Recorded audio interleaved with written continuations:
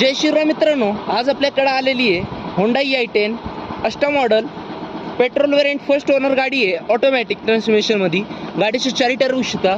50 ते 60% गाडीचं फर्स्ट जोइंटर पाहू शकता.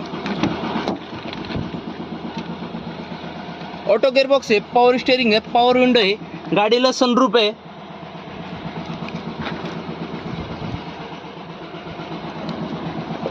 गाडीचं बॅक डोर एंटर पाहू शकता. गाडी एकदम क्लीन आणि चांगल्या कंडिशन मध्ये मित्रांनो.